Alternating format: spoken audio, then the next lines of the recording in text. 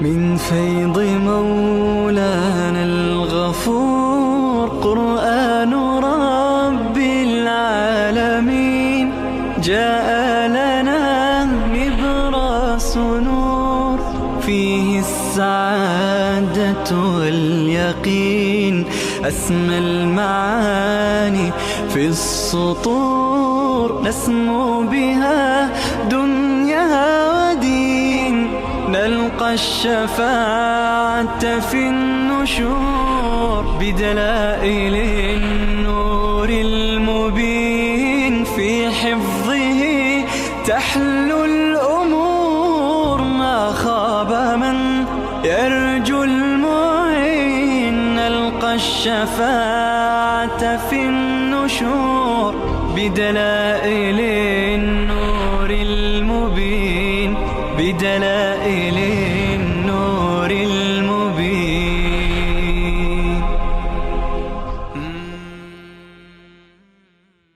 أعوذ بالله من الشيطان الرجيم.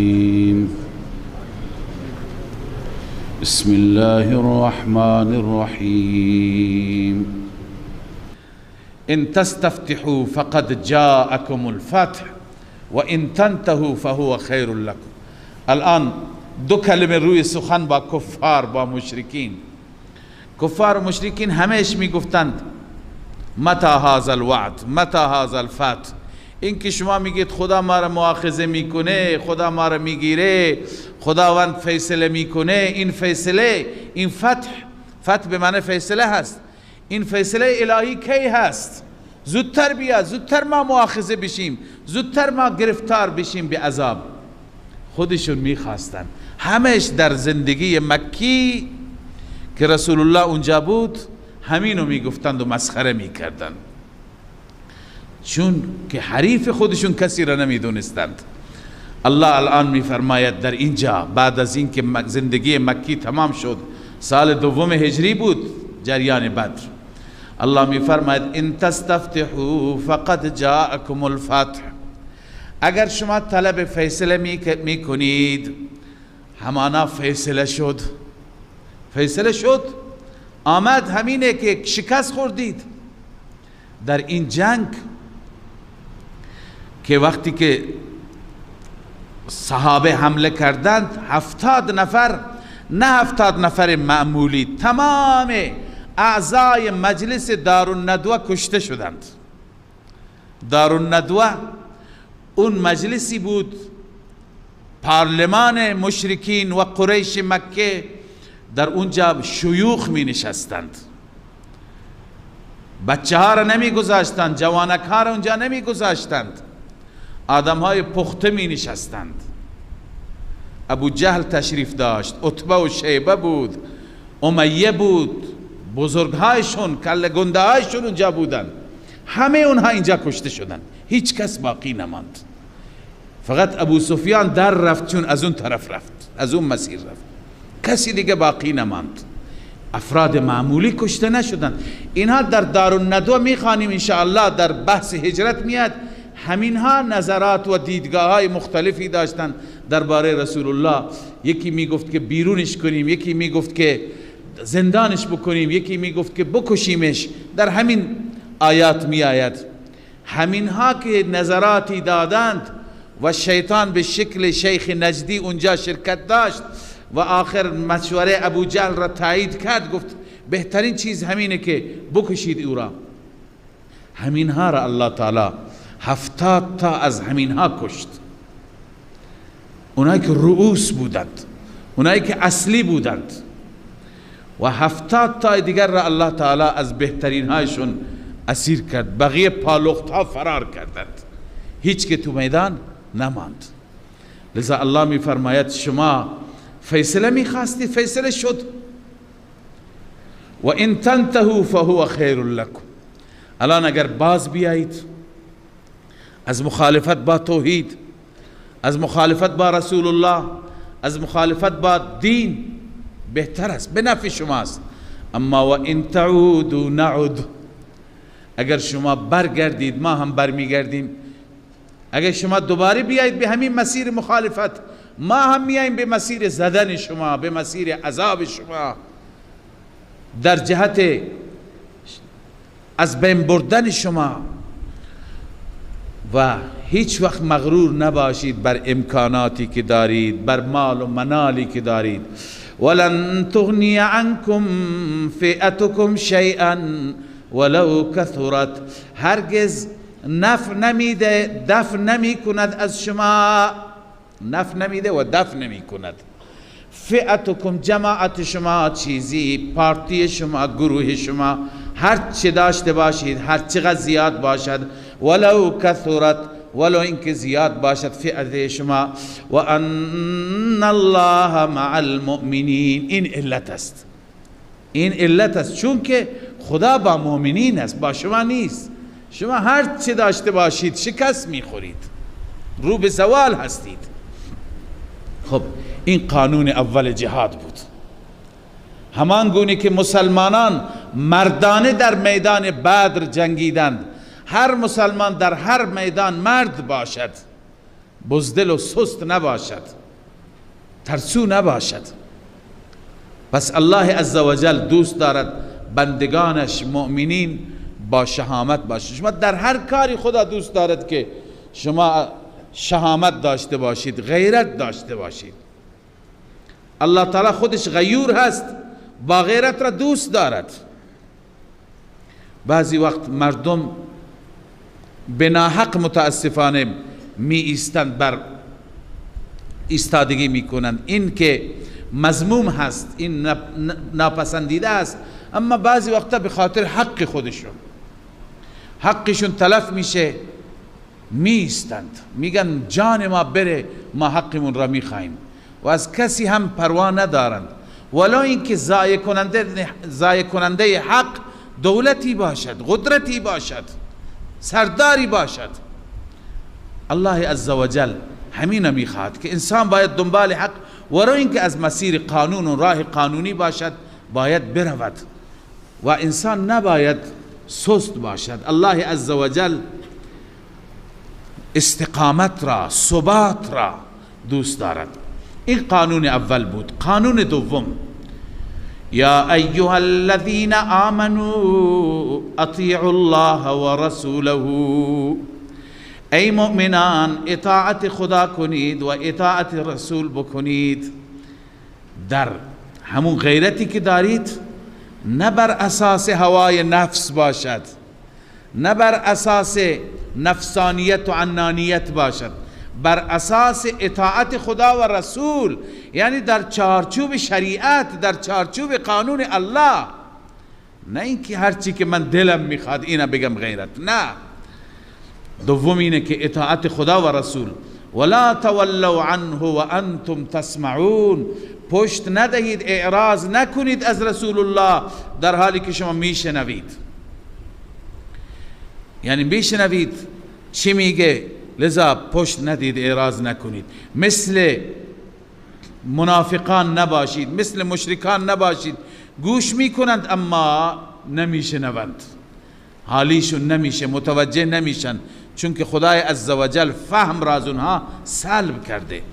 ولا تکونوا کالذین قالوا سمعنا، نباشید مثل آنانی که میگویند با زبان شنیدیم و هم لا یسمعون، آنها نمیشنوند، چون اعتقاد ندارن، عمل نمی کنند.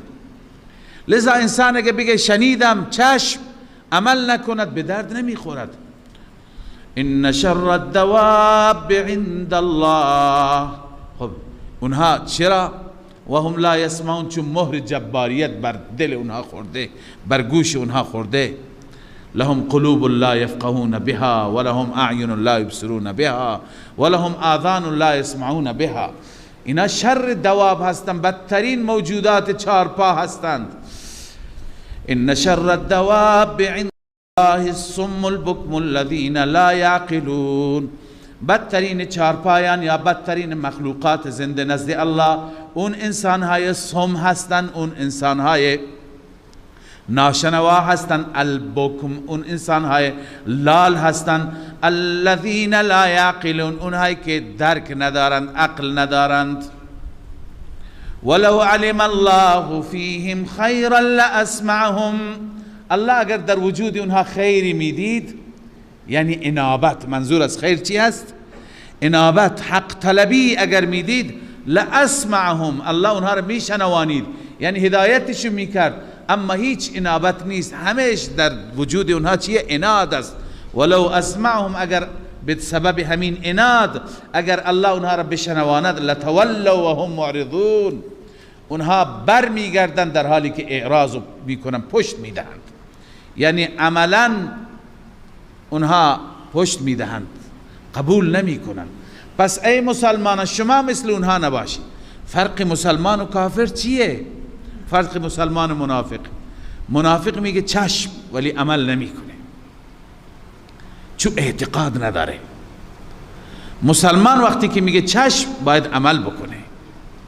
لذا در هر کاری اطاعت خدا و رسول. الان اطاعت خدا و رسول اینجا بحث جهاد است، در جهاد، ولی این حکم کلی هست. اطاعت خدا و رسول، ما بگیم چشم و نکنیم خدا ناراضی میشه. در معاملات لازم است. ببین دستور شریعت چیه؟ دستور الله چیه؟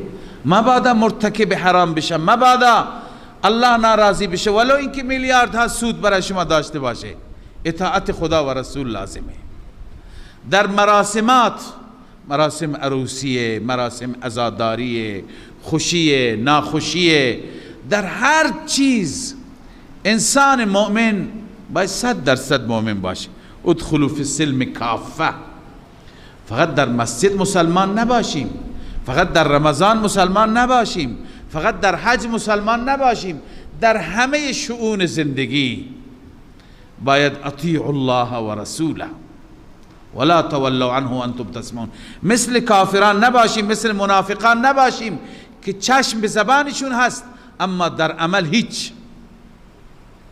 باید در عمل نشان بدیم که ما مسلمانیم. این دومین قانون هست که اینجا به صورت کلی گفته شده و وقتی که وارد جزئیات بشیم لذا باید مسائل معاملات را بدونیم، مسائل مراسمات را بدونیم، سنت را بدونیم، بدعت را بدونیم، همه چیز را بدونیم. از هر آنچه که خلاف دستور خدا قرآن است و خلاف سنت رسول الله است از اون به جد پرهیز بکنیم و احیاء سنت و احکام رب بکنیم. لذا این دستور دوم. دستور سوم، یا ایها الذین آمنوا استجیبوا لله وللرسول. ای مؤمنان اجابت کنید دستور خدا را، اجابت کنید برای خدا و برای رسول خدا. اذا دعاکم لما یحییکم، هرگاه رب شما را فرا میخواند به سوی آنچه که مایه حیات شماست، به سوی آنچه که مایه حیات شماست. چیه مایه حیات ماست؟ بعضی گفتند لما یحییکم جهاد است، چون که جهاد موجب حیات امت است، باعث زندگی پرسکون دنیا و آخرت است. جهاد وقتی که باشه کافر پار از گلیمش بیشتر نمیاره، سر جاش مینشینه، به مسلمان ستم نمیکنه. الله عزوجل جهاد را مشروع کرده تا جلوی ظلم گرفته بشه، تا جلوی ستم گرفته بشه. جهاد ما به خاطر زیاده طلبی نیست، به خاطر جلوگیری از ظلم است. هر کافری که به حقش قانع شد ما با او جنگ نداریم. هر کافری که من در سوره توبه انشاءالله درباره جهاد مطلبی عرض میکنم که اونطوری که از جهاد بعضی ها ترسیم کردن یک فکر خشونتی و در واقع بگن که در اسلام خشونت است، نیست. الله عزوجل گفته اگر اونها صلح خواستند شما هم صلح بکنید، و این جنحوا للسلم فاجنح لها، شما هم صلح کنید. خب امکان داری که اونها خیانت کنن و توکل علی الله، بر خدا توکل کن، نترس. اگر کسی از کفار امان میخواست با شما مذاکره بکند شما بهش امان بدهید. تمام صورت ها را الله عزوجل، راهای گفتگو را، راهای مذاکره را، راهای صحبت کردن را، برای اینکه خونریزی نشه، عدالت بشه، هر کسی به حق خودش قانع بشه، الله عزوجل گذاشته. اما اگر کفار میخوان زیاده طلبی بکنند، پس شما به سوی اون چی که الله شما را میخواند، یعنی جهاد، شما اجابت کنید، برای جهاد آماده بشید. یک عرض کنم که تفسیر اینه، و دیگه در جهاد حیات هم هست، ولکم فی القصاص حیات، حیات هم هست. دوم، مراد از لما یحییکم قرآن است، اوامر و نواهی قرآن است. امر به معروف و نهی از منکر، این هم موجب حیات است، چون ایمان تقویت میشه. جالب اینه که هر دو اینها، بعضی متاسفانه از ما مسلمان ها تنگ نظری داریم، بعضی ها که در مسیر جهاد می روند بر علیه امر به معروف و نهی از منکر صحبت می کنند، بعضی که در مسیر دعوت الی الله قرار می گیرند، در مسیر امر به معروف و نهی از منکر قرار می گیرند، بر علیه جهاد صحبت می کنند، در حالی که اینها دو شعبه مهم از اسلام هستند. هدف هر دو یکی هست، هدف هر دو اعلاء کلمت الله هست، هدف هر دو توحید هست، هدف هر دو اینه که انسانها با خدا آشنا بشن هست. اما بعضی ها میگویند که این آیه درباره امر به معروف نیست، نهی از منکر، این آیه درباره جهادش، چرا شما تحریف میکنید؟ بعضی برعکس همدیگر را میکوبند. ببینید اینجا بحث جهاد آمده، بعداً بحث امر به معروف و نهی از منکر آمده. اینا دو تا شعبه هستند، هر کسی که توفیقی دارد هر دو شعبه را انجام بدهد. مثل این هست که یکی نماز، یکی زکات. شما که نماز میخونید، نه اینکه بر علیه زکات باید صحبت بکنید، یا زکات انجام میدید دیگه از نماز معاف نمیشید. هر وقتی که جهاد لازم بود، شما ولو اینکه دعوتگر باشید باید جهاد بکنید. هر وقتی که امر به معروف و نهی از منکر لازم بود، شما ولو اینکه مجاهد باشید باید امر به معروف و نهی از منکر بکنید، دعوتگر باشید. مجاهد همون دعوتگر است، دعوتگر همون مجاهد است. امروز تفکیک کردن، شعبه شعبه کردن به خاطر ضعف و سستی ما. الان که ضعف را پذیرفتیم، هر کسی در هر شعبه میره برای دیگری دعای خیر بکنه و دیگری را تشویق بکند. لذا الله عزوجل می فرماید شما اجابت کنید اون چیزی را که حیات شما در اون است. حیات لما یحییکم قرآن هست، اوامر قرآن، نواهی قرآن، و مردم را از این به این اوامر امر کردن، از این نواهی بازداشتن. حیات این است.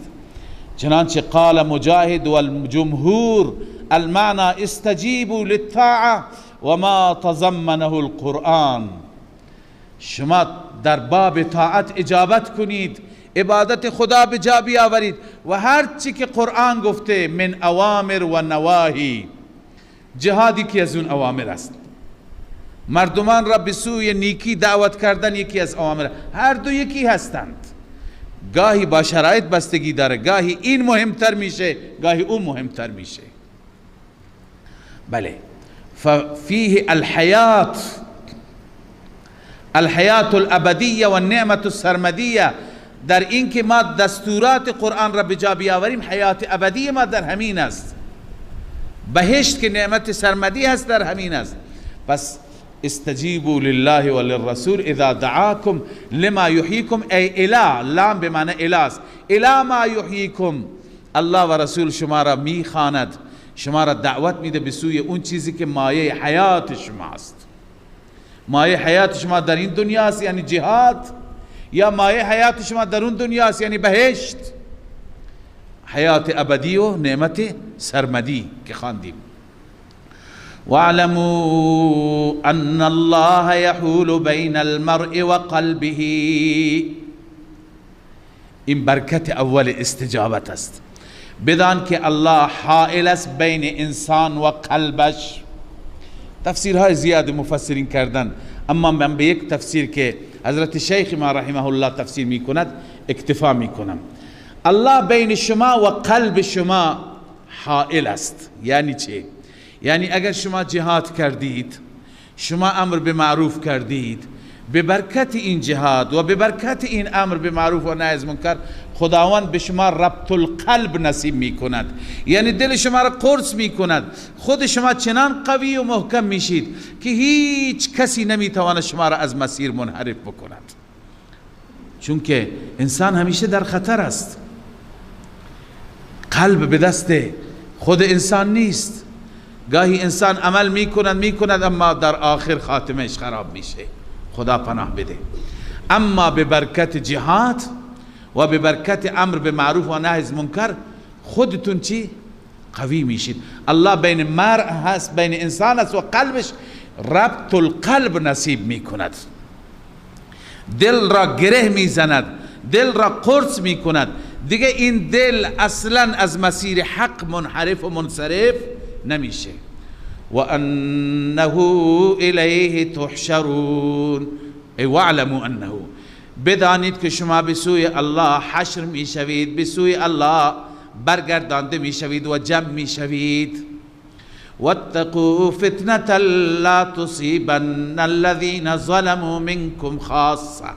اینجا امر، اگر اونجا جهاد است اینجا امر به معروف و نهی از منکر است. این نهی از منکر ببین در کنار هم قرار گرفتند، اینا لازم و ملزومند.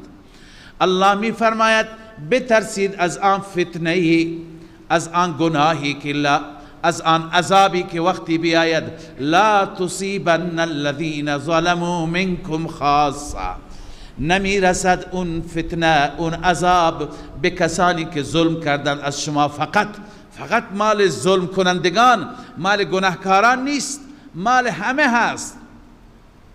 بترسید.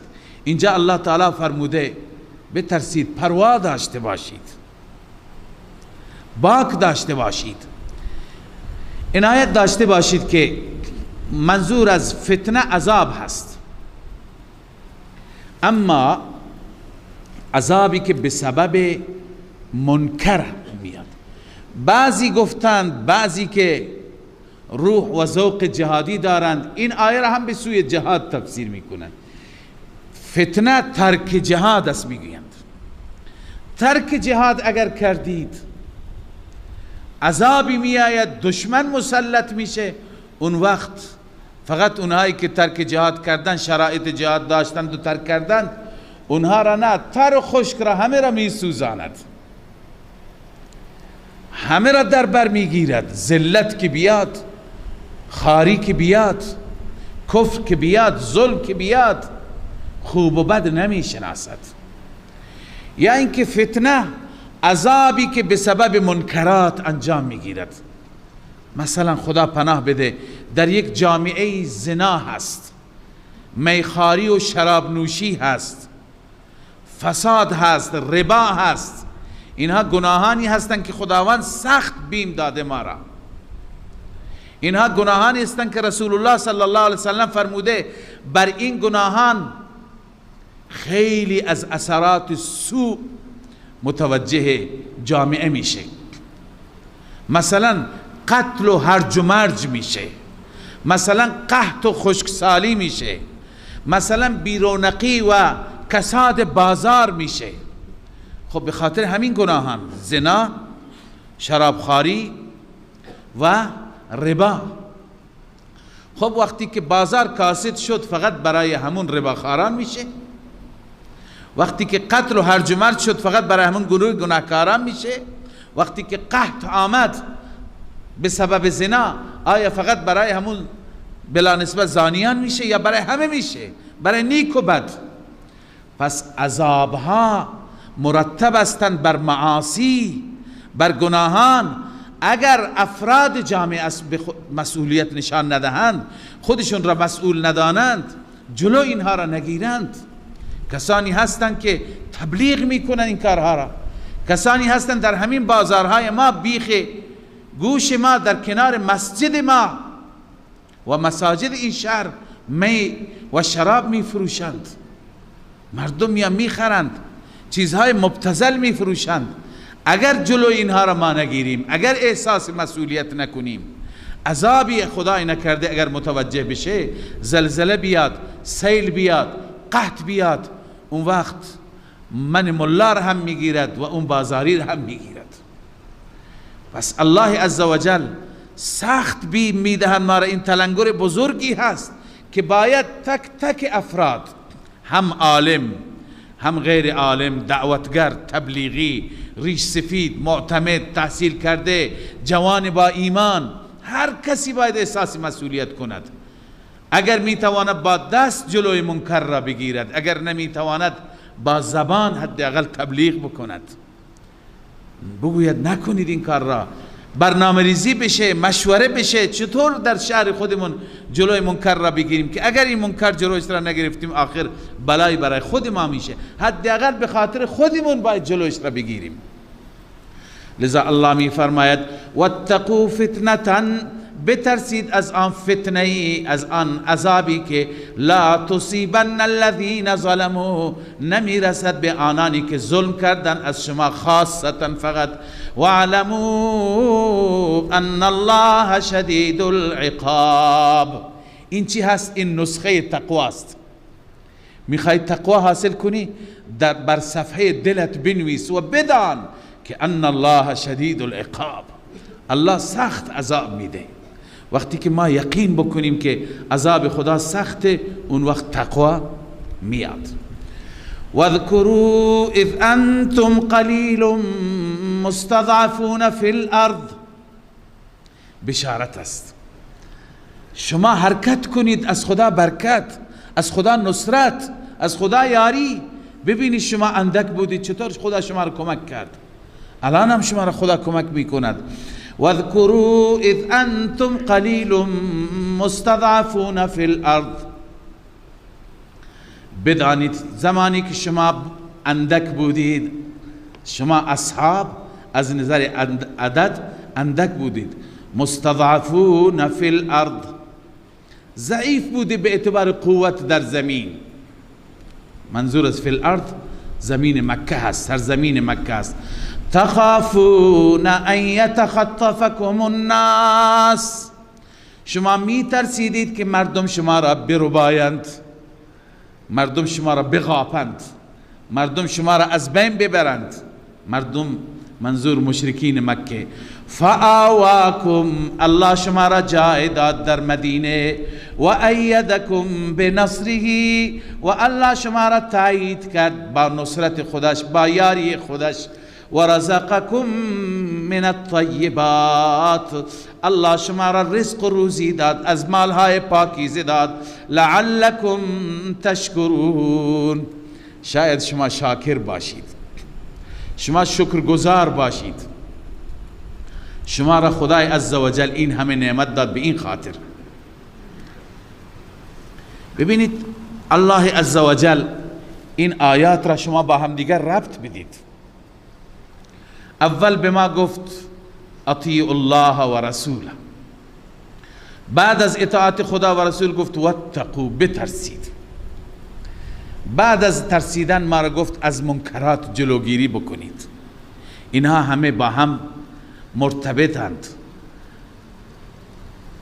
اعلم انه تعالی لما امرهم، اعلم انه تعالی، الله تعالی وقتی که امر کرد بطاعت الله و طاعت الرسول، ثم امرهم باتقاء المعصیه واتقوا فتنه، بعد از اون ما را برحذر داشت از گناه، از معصیت. اکد ذلك التکلیف بهذه الايه، بعدا اون تکلیف را با این آیه واذکروا اذ انتم مورد تأکید قرار داد.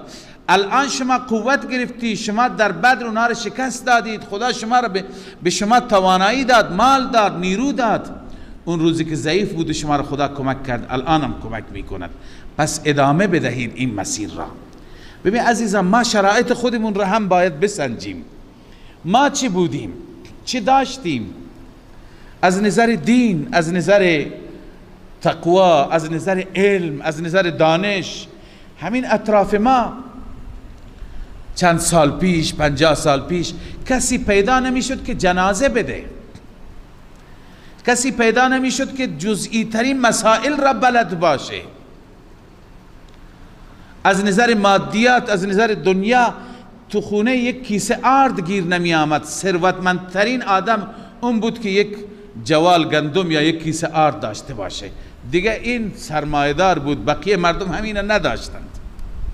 ولی ببینیم خدای عزوجل به ما چه نعمتی داد، هم نعمت دین، هم نعمت دنیا. الله عزوجل بر اساس شرایط صحابه داره یادآوری میکنه. ما الان در واقع به زبان حال ما را هم خطاب میفرماید. شما شرایط خودتون را نگاه کنید. تا چند وقت پیش تو چادرها زندگی میکردید، تو خونه های گلی زندگی میکردید، کوچکترین امکانات نداشتید، از مسائل اولیه دین خبر نداشتید، از خدا و از توحید و از نماز بی خبر بودید. مقدسترین چیز برای شما این زیارت ها بودند و این ملک سیاکوها و بیبی دوست ها بودند. اما امروز الله به شما عقل داد، به شما فراست داد، به شما علم داد، به شما ایمان داد، به شما رزق داد، به شما امکانات داد، به شما فرهنگ داد، تمدن، پیشرفت. الان شما به طریق اولا باید شکر این نعمت را به جا بیاورید. شما باید امر به معروف بکنید، نهی از منکر بکنید. لذا این نعمت ها را الله عزوجل به این خاطر یادآوری می کند شما شکرگزار باشید. لعلکم تشکرون، شما تشکر کنید. تشکر از خدا چی هست؟ اینه که تمام دستورات خدا را من و عن، یک به یک در زندگی خودتون، بر خود، بر خانواده، بر محیط، بر بازار، همه جا پیاده بکنید. 100% مسلمان بشید. در بازار با تقواترین انسان، در مسجد عابدترین انسان، در خانه با اخلاقترین انسان، در هر جا نمونه الگو باشید. الله عزوجل این را دوست داره. این هست شکر نعمت. و دستور چهارم را الله صادر می فرماید: یا ایها الذین آمنوا لا تخونوا الله والرسول. بعد از اینکه این همه نعمت بهت داده، مبادا خیانت کنی. خیانت نکن با خدا و رسول. لا تخونوا الله والرسول و تخونوا اماناتکم. و همچنین خیانت نکنید با امانت های خودتان، اون چیزی که در میان خودتون هست، به عنوان امین قرار گرفتید. خیانت نکنید و انتم تعلمون، شما هم میدانید که خیانت چقدر مذمت دارد، چقدر بد هست. ببینید درباره این آیه هم گرچه شأن نزول زیادی گفتند، ولی ما وقتی که آیه بدون شأن نزول فهمیده میشه، چرا ما دنبال بریم شأن نزول و آیه را حصر بکنیم به همون مورد، در حالی که درباره شأن نزول هم اختلاف است. برخی میگن درباره ابو لبابه رضی الله تعالی عنه است که به یهود اشاره کرد پیغمبر شما رو میخواد بکشه، بعداً به ستون مسجد النبی خودش را بست تا 6 روز یا 7 روز. بعضی میگن اشاره به حاتب ابن ابی بلتعه است که نامه را به سوی اهل مکه نوشت، شما خواندید. بعضی میگن درباره فلان واقعه است. اصلش اینه که عام هست. امروز من و تو را خطاب میکند. دیروز خطاب به اونها بود، امروز خطاب به ماست. ما خیانت نکنیم. یک خیانت با خدا و رسول هست و یک خیانت فی ما بین هست. همه نوع خیانت ها را نکنیم. کسی مالی به دست شما میده، شما امین هستید، خیانت نکنید. کسی رازی به شما میگه به کسی نگو، شما امین هستید. اگر به کسی گفتی خیانت کردی. ناموس کسی در کنار شما هست، در همسایگی شما هست، شما امین هستید. از این همه مردم شهر شما را و محله شما را و همسایگی شما را انتخاب کرده، شما را امین خود قرار داده. لذا به چشم بد نگاه نکن. همه چیز به هر حال خیانت دارد. همه صورتها خیانت میتوند باشد.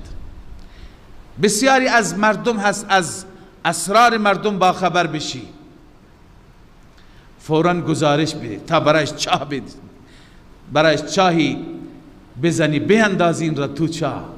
خیلی ها هستن میرن گزارش میدن به ناحق، اینا خیانت است نسبت به مسلمان. این آقا شناسنامهش اینطوره، این آقا مدرکش اینطوره، یک گزارش واهی، یک گزارشی که میخواهد در واقع اون را به چاه بیندازد، میخواهد در به درش بکند. اینا خیانت هستند، این خیانت ها فیما بینکم هستند.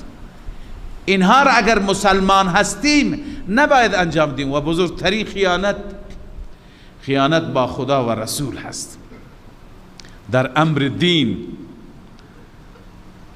امر دین خیانت کردن و اون چیزی که مسلمانان انجام میدهند، اون فعالیتی که اهل دین انجام میدهند، اون فعالیتی که جهادگران انجام میدهند.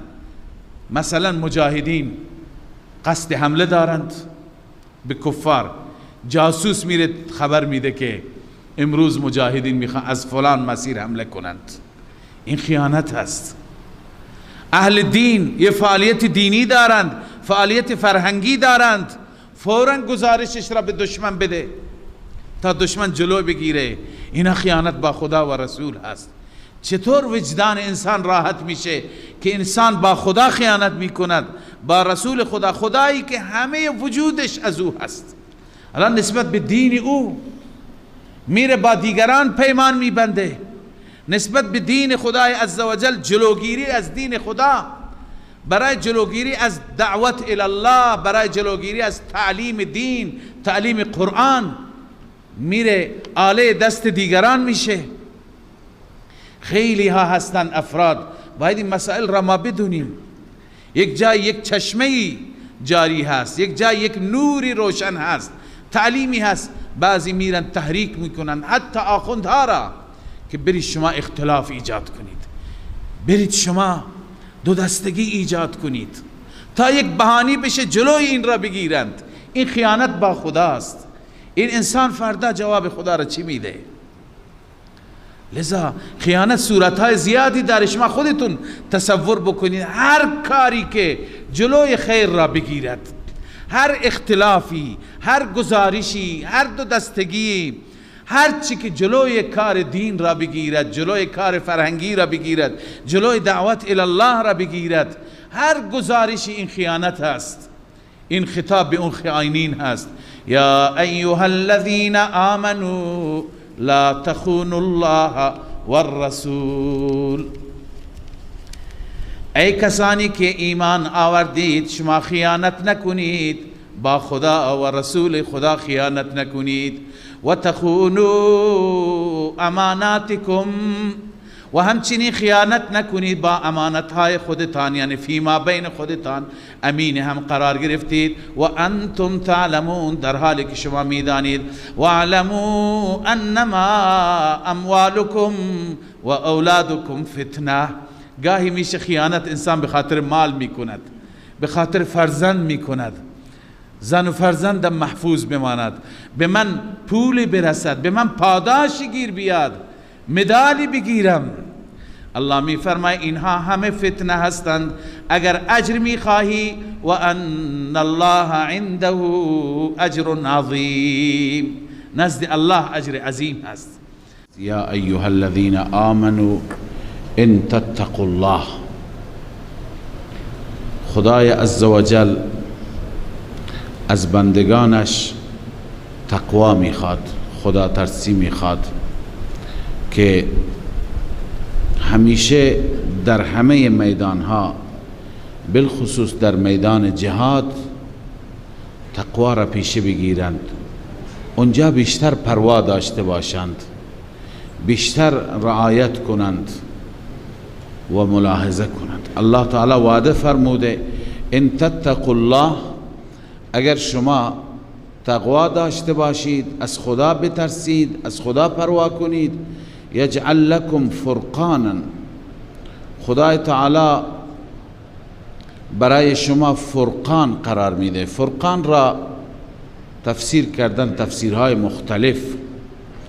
اولین تفسیر و راجح تر که با موضوع سوره همخوانی دارد، یعنی فتح و پیروزی. الله می فرماید اگر شما از خدا بترسید خداوند به شما فتح عنایت می فرماید، موفقیت عنایت می فرماید.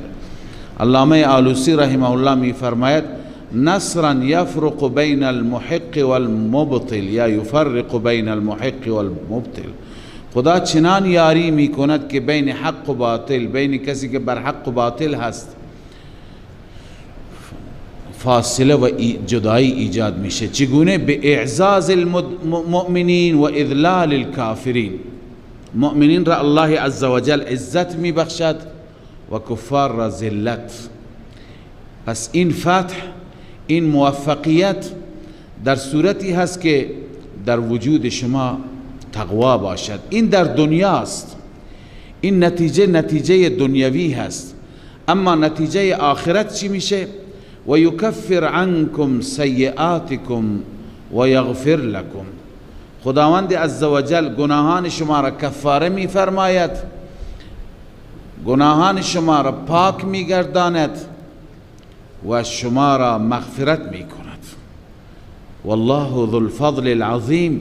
خداوند صاحب فضل عظیم هست، یعنی علاوه از مغفرت گناهان خداوند تعالی فضل دیگر هم بر شما می فرماید. به شما الله تعالی نعمتهای ویژه و خاص عنایت می فرماید. این همه انعامات به خاطر تقوا است. هم در دنیا می درخشاند الله شما را موفقیت و فتح نصیب می فرماید و هم در آخرت. و بعضی فرقان را تفسیر کردند. فرقان گفتند که خداوند تعالی به شما چنان قوتی و فراستی میده که حق و باطل را از هم تشخیص میدهید. این واقعا یک نعمت بزرگی هست که انسان چنان استعدادی داشته باشد، چنان تشخیصی داشته باشد که بتواند حق را از باطل، راست را از نادرست تشخیص بدهد. لذا این حکمت، این فراست، این استعداد و قوت با تقوا حاصل میشه. انسانی که خدا ترس باشد الله عزوجل به او نعمتهای عجیبی و نعمتهای معنوی خاصی عنایت می فرماید که دیگران از اون نعمت بی بهره هستند. لذا این به برکت تقوا است. واقعا این نعمت عظمایی هست، نعمت بزرگی هست. الله تعالی همه ما را با لباس تقوا ملبس بفرماید. و اذ یمکر بک الذین کفروا لیثبتوک او یقتلوک او یخرجوک. اشاره هست به نکته دیگر که به یک نکته بسیار تاریخی و به صحنه عظیم. مشرکان تصمیم گرفتند که این در مکه بود. الله تعالی اون نعمتی که در مکه بر رسولش عنایت فرموده اون را یادآوری می کند. در مکه مکرمه تصمیم گرفتند که درباره پیغمبر خدا فیصله بکنند. با هم نشستند در دارالندوه، در همون جلسه که مجلس در واقع پارلمانیشون بود. تمام صنادید کفر و سرداران شرک اونجا حضور داشتند. در رأس ابو جهل بود، عتبه بود، شیبه بود، ولید بود، امیه بود، نضر ابن حارس بود، ابو سفیان بود، همه بودند. گفتند چیکار بکنیم، چطور مبارزه بکنیم با این پدیده جدید، منظورشون اسلام و نهضت رسول الله صلی الله علیه و سلم بود. همیشه توطئه‌گران توطئه می کنند، اما الله کار خودش را می کند. و مکروا و مکر الله. این توطئه فقط بر علیه رسول الله صلی الله علیه وسلم نبود، در طول تاریخ بر علیه اهل دین، اهل حق و جانشینان به حق پیامبر خدا بوده و هست. لذا نمونه از اون توطئه اینه که الله تعالی در اینجا یادآوری میفرماید. مشوره دادند که چیکار بکنیم. میگویند که ابلیس هم در این مشوره شرکت کرد به شکل انسانی از شیوخ و معتمدین اهل نجد خودش را در آورد، چون نجد فاصله داشت، مال اونجا را کسی نمی شناخت، لذا از اونجا خودش را معرفی کرد و در جلسه حضور داشت. هر یکی یک پیشنهاد داد. یکی گفت که تنها راهش اینه که بگیریم و زندانش بکنیم، دربار رسول الله مشوره بود. دیگری گفت که تبعیدش بکنیم، اصلا از مکه بیرونش بکنیم. و آخر ابو جهل پیشنهادی داشت، دانای قوم و کسی که از همه بیشتر بلد بود و سخنش فصل الخطاب هم بود.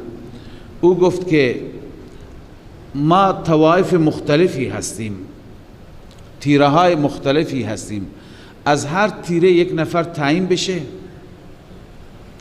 و برای اینکه از بین ببریم او را و بکشیم، لذا چند نفر تعیین بشند از چند قبیله، از چند قوم، و اینها برند همه بر او حمله بکنند، شبانگاه بر او حمله بکنند و او را از پای در بیارند. بعداً بنو هاشم کدوم یکی را مؤاخذه می کند، از کی قصاص می گیرد، دیگه چیزی باشه بین همه تقسیم می کنیم. شیطان تایید کرد و کف زد، گفت بهترین مشوره همین مشوره هست، همین رو عملی بکنید. لذا تصمیم گرفتند، جوانان را تعیین کردند، افراد را تعیین کردند، اوباشها را، و قرار شد که شب برند و کار را یکسره بکنند. الله عزوجل از طریق وحی به حبیبش خبر داد. رسول الله صلی الله علیه و سلم توصیه های لازم را بیشتر درباره امانات مردم که امانت های در دست پیغمبر و محمد امین بود، اونها را به علی کرم الله وجهه سپرد و علی را گفت که شما هیچ احساس خطر نکن، در جای من قرار بگیر.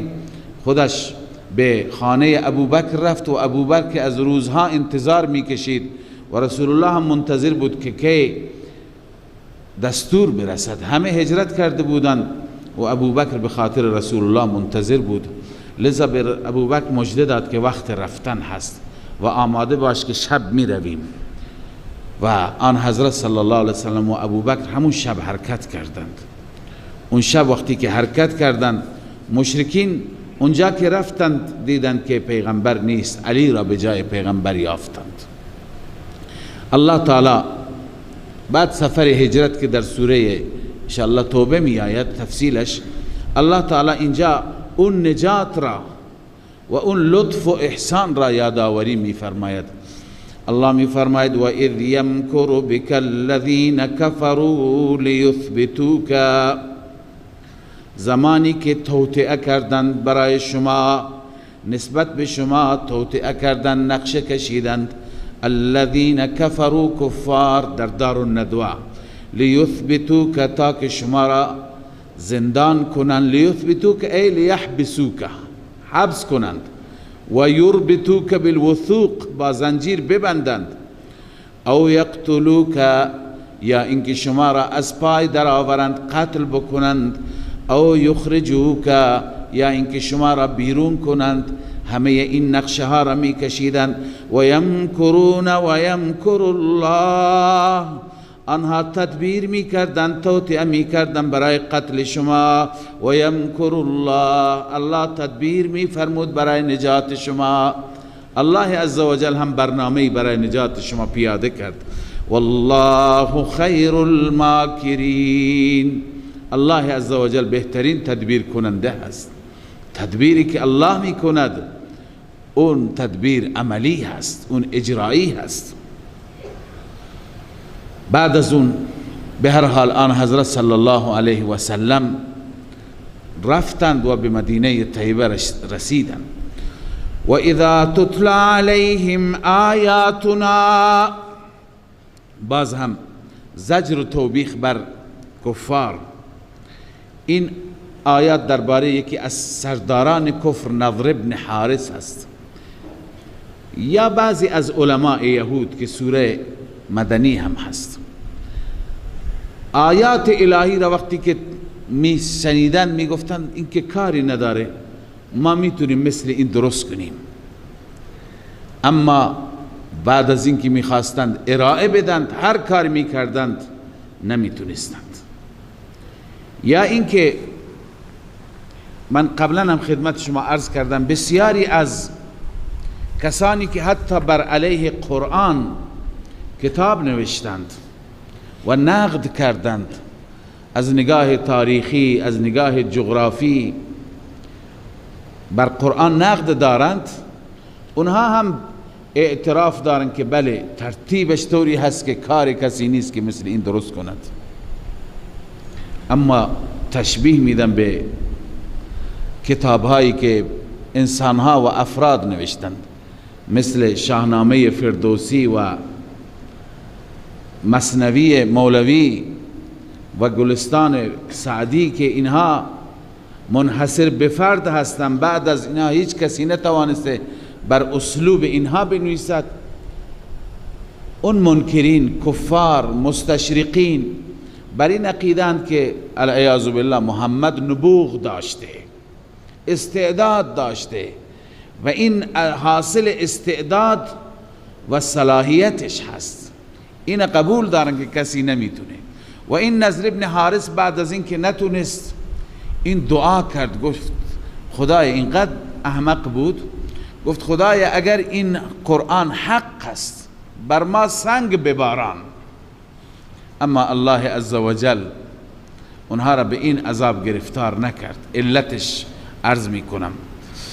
الله می فرماید و اذا تتلا علیهم آیاتنا، هرگاه بر آنان آیات ما، آیات قرآن تلاوت میشه، قالوا قد سمعنا لو نشاء لقلنا مثل هذا، آنها از روی تکبر میگویند ما شنیدیم، لو نشاء اگر ما بخواهیم، لقلنا مثل هذا، مثل این قرآن ما هم میگیم، ما هم درست میکنیم. ان هذا الا اساطیر الاولین، این قرآن نیست مگر افسانه پیشینیان هست، افسانه اولین هست، مثل کتابهای داستان.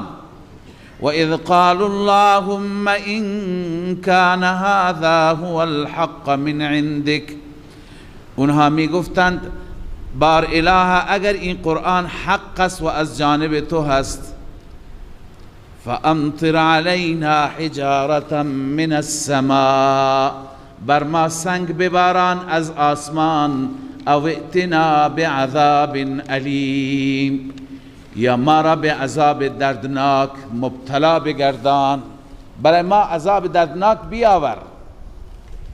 اما خدای عزوجل، خدای تعالی حلیم هست، تحمل دارد، بردبار هست.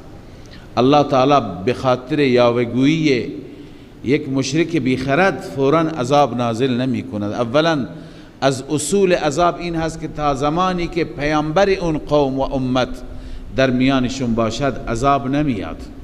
رسول الله صلی الله علیه وسلم در مکه مکرمه بود و بعد رسول اکرم صلی الله علیه وسلم رحمت للعالمین هست، رحمت للمسلمین نیست، رحمت للعالمین هست، رحمت برای همه جهانیان هست.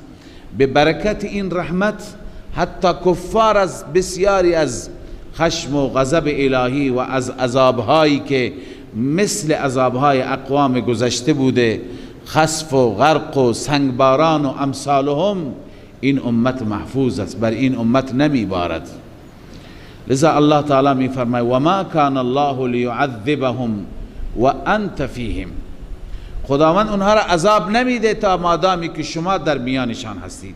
بعد از اینکه رسول الله هجرت کرد، بعد از 1 سال اولین گوشمالی و اولین عذاب در بدر بهشون داده شد. سخت بود عذاب بدر، بسیار ناگوار بود، تلخ بود، کمرشون را شکست. و ما کان الله معذبهم و هم یستغفرون، یکی دیگر از موانع را خداوند بیان میفرماید. خدا عذاب نمیده که اونها استغفار میکنند، اونها دعا میکنند. مشرکین استغفار هم میکردند، از خداوند معذرت خواهی میکردند، مغفرت میطلبیدند. قبلا خدمت شما عرض کردم که از این آیه و بعضی از آیات دیگه معلوم میشه که اگر اهل شرک، اهل کفر دعا کنند و نه تنها دعا کنند، عمل نیک انجام بدن، کار خوب انجام بدن، در دنیا نتیجه میگیرند. خدای عزوجل دنیا را و نعمتهای دنیا را و اجابتهای دنیا را مخصوص مسلمانان قرار نداده. اون چی که مخصوص مسلمانان هست نعمت آخرت است. نعمت دنیا مشترک است، هم مسلمان میتونه بهره بگیرد هم کافر، و الا اگر کافر را خدای عزوجل کلا محروم بکند و هیچ خیری بهش نرسد، خب اون به صورت اجبار میفهمد که بر باطل است، اون وقت در امتحان قرار نمیگیرد، جبران ایمان میآورد. لذا در دنیا هم امور وفق مراد مسلمان پیش میره، هم وفق مراد کافر پیش میره. کفار را الله میفرماید که اونها را خدا عذاب نمیده، اونها که استغفار میکنند، همیشه مغفرت میخواستند.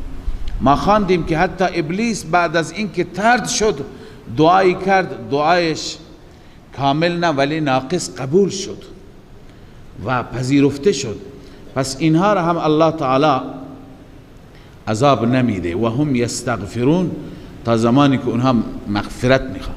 الان هم بسیاری از کفار هستند، از مشرکین هستند، از اهل کتاب هستند، بر ادیان یهودی، بر ادیان مسیحی، بر ادیان شرکی امکان داره که دعا بخوانند، دعا و نیایش داشته باشند. خیلی هستند دعا میکنند، میروند تو کلیسا، میروند تو معبدها و روزهای خاصی برای دعا دارند.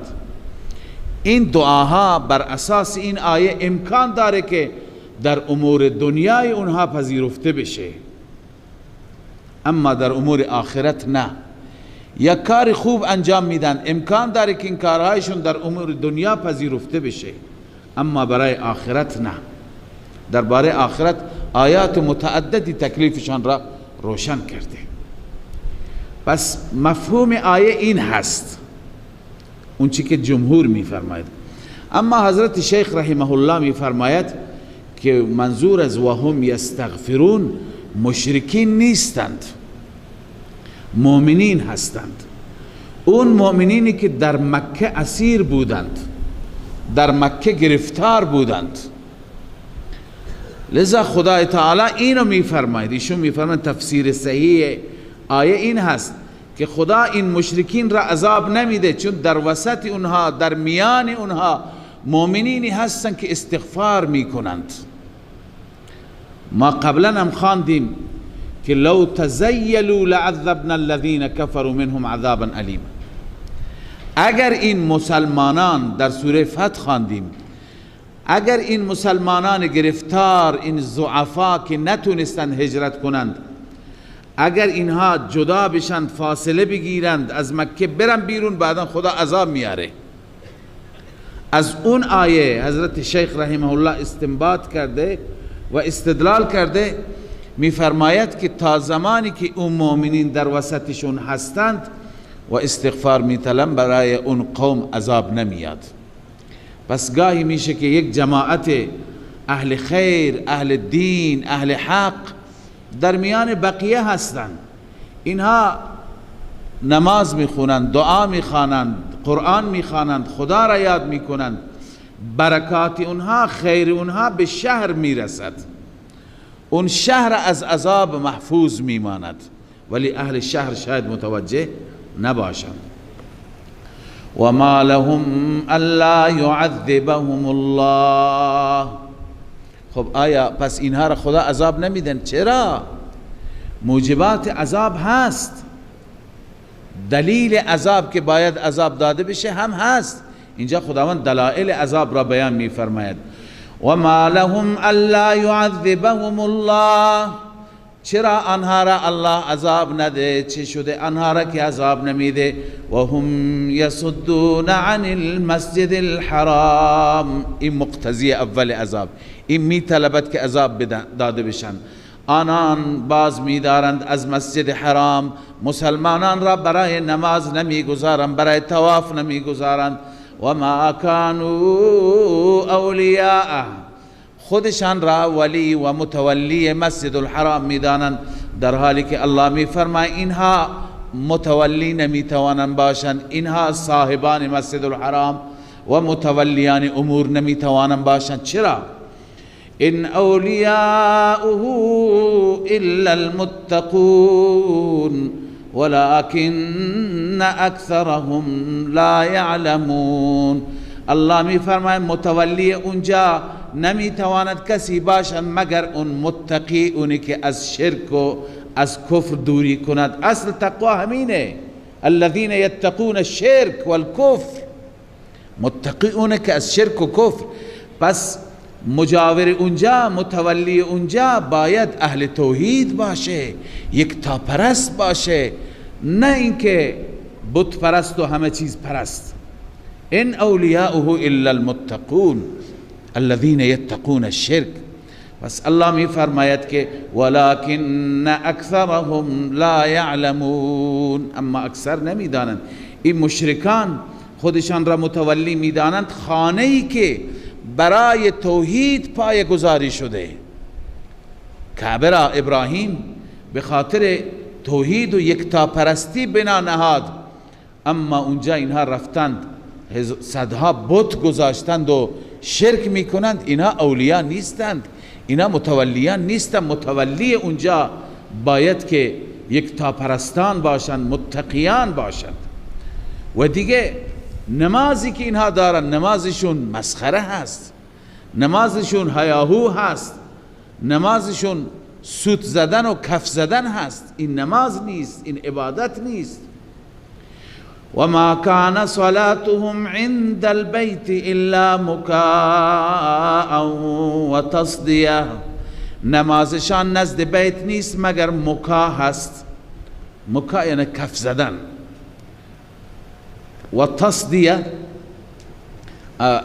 عرض کنم که سوت زدن به اصطلاح، کف زدن و سوت زدن هست اونجا، یا سر و صدا هست، هیاهو هست. بعضی ها میرند عبادت نمی کنند اونجا، فقط شلوغ می کنند. لذا الله تعالی می فرماید اونجا جای تواضع هست، اونجا جای عبادت هست، جای نیایش و تضرع هست. اینا که اینجا میاند مشرکین شلوغ میکنند، کف میزنند، سوت میزنند و هیاهو برا میاندازند. لذا الله میفرماید وقتی که شما چنین هستید فذوقوا العذاب بما کنتم تکفرون، عذاب را بچشید به سبب این ناسپاسی، به سبب این کفر. صدق الله مولانا العظیم. من فيض مولانا الغفور قرآن رب العالمين جاء لنا نبراس نور فيه السعادة واليقين أسمى المعاني في السطور نسمو بها دنيا ودين نلقى الشفاعة في النشور بدلائل النور المبين في حفظه تحلو الأمور ما خاب من يرجو المعين نلقى الشفاعة في النشور بدلائل النور المبين بدلائل